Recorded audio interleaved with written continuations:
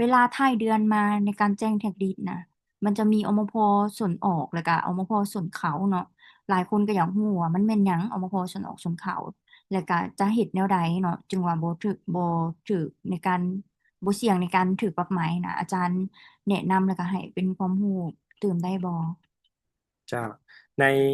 ในการสรุปบัญชีเนาะหรือว่าในการสรุปอากรประจำเดือนเช่นว่าอมพหรือว่าอากรขาเพิ่มแม่นเราต้องได้แจ้งทุกๆเดือนเนาะคือเวลาสรุปเดือนแล้วต้องแจ้งช้าสุดนี่บ่ให้กลางวันที่3ของเดือนถัดไป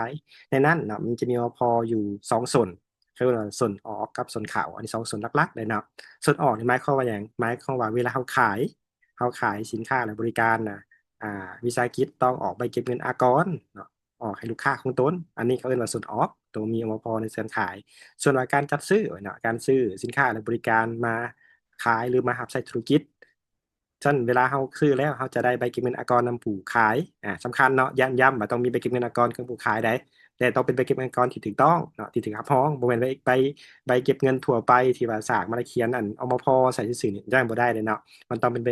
เก็บเงินที่ถูกรับรองเนาะฉะนั้นเวลาเราได้ใบตัวนี้ปุ๊บเนาะมันจะแล่นเข้าระบบ tax list ให้เราเลยแต่ว่าหลังจากเขาได้ใบอมพ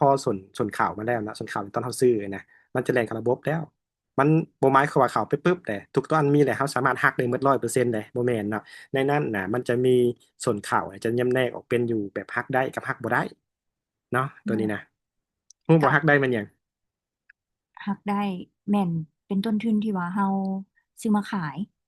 แม่นแหละหมายความว่าถ้าเป็นสินค้าและบริการเนาะถ้าเป็นสินค้าแม่นเฮาซื้อมาขายอมพที่ติดพันกับต้นทุนซื้อแม่นสามารถหักได้หรืออมพที่ติดพันกับ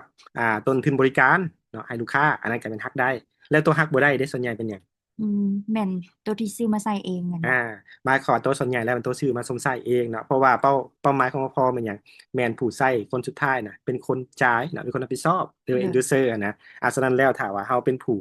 สมใส่เองนะโดยทั่วไปเด้อแม่นหักบ่ได้เนาะ โดยน้องว่าอยากถามตัวเรื่องหนึ่งเนาะเวลาเฮาซื้อส่วนเขาแล้วมันจะเข้ามาตัวที่ฮักได้เลยนี่ตัวนี้น่ะหลายคนก็อยากสับสนตัวที่ว่ามันฮักได้เบิดบ่นะมันคือแล่นมาช่องส่วนเขาที่ว่าฮักได้อะนะตัวนี้เฮาจะควรเฮ็ดจังไดแต่ตัวนี้แหละเนาะที่อาจารย์เว่าว่าบ่หมายความว่าทุกตัวมันสิฮักได้100%หั้นนะฉะนั้นในระบบมันจะ default เข้ามาเนาะเวลาเฮาซื้อกับผู้สนองเอาบินกรปุ๊บแล้วตี tag list ของเฮาตี rating ของเฮาถึงแล้วเนาะจะแล่นเข้าระบบ tag list เฮาเนาะคันเข้าแล้วปุ๊บมันจะไปห้องอยู่อมพส่วนข่าวที่ว่าเป็นคอลัมน์ฮักได้มันจะเป็น default ให้บินกรฉะนั้นเฮาในนามผู้เฮ็ดบัญชีเนาะหรือว่าวิสาหกิจเนี่ยต้องไปเบิ่งว่าตัวใดเหมือนสามารถฮักได้แท้ตัวใดฮักบ่ได้คันฮักบ่ได้ก็ง่ายมันไปใส่ของฮักบ่ได้อืมเนาะตัวนี้เฮาหมายถึงว่า ต้องได้มาย้ายเองเนาะแม่นฉะนั้นแล้วตัวส่วนข่าวนี่หมายความว่าบ่ว่าจะฮักได้หรือฮักบ่ได้นะเราต้องได้แจ้งอยู่ในระบบหมดนะบ่หมายความว่าแจ้งตัวฮักได้ได้คือหลายคนผ่านมาสมัยก่อนเนาะเอาเงินเป็นก้อนเข้าไปแล้วแหละเอาแต่ตัวฮักได้ตีข่าวส่วนตัวฮักบ่ได้ก็บ่ต้องเอาข่าวสิบ่แม่นเนาะต้องเอาข่าวหมดเด้ออืมแบบว่ากันความเสี่ยงเนาะเพราะว่าเวลาเจ้าหน้าที่เพิ่นกวดเนาะกวดกาคืนมันก็จะขึ้นให้เห็นหมดว่ามีใบบิน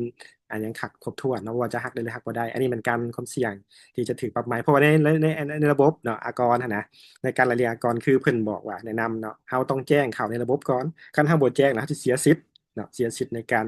ลงเป็นรายจ่ายหรือว่าการหักคืนหรือการขอคืนอะไรประมาณนี้แล้วแต่กรณีเลยเด้อโดย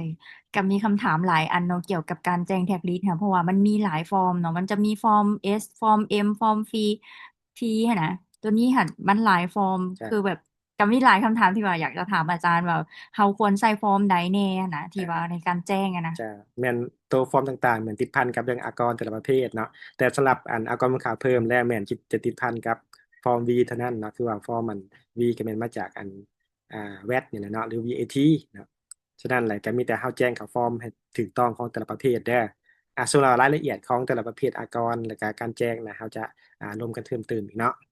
โอเคคันใครมีคำถามหยังก็สามารถส่งคำถามเข้ามาถามตื่มได้เนาะในคอมเมนต์หรือว่าในอินบ็อกซ์เข้ามาถามฉะนั้นก็ถ้าว่ามีถ้าว่าคลิปนี้เนาะมีประโยชน์ก็แชร์ให้คนอื่นๆเนาะหรือฝ่ายอื่นได้ภาคส่วนอื่นได้รับรู้นำเพื่อนำไปปฏิบัติหรือว่าไปแก้ไขการความเสี่ยงที่ถึงปรับใหม่ของตนเนาะโอเคโดยขอบใจอาจารย์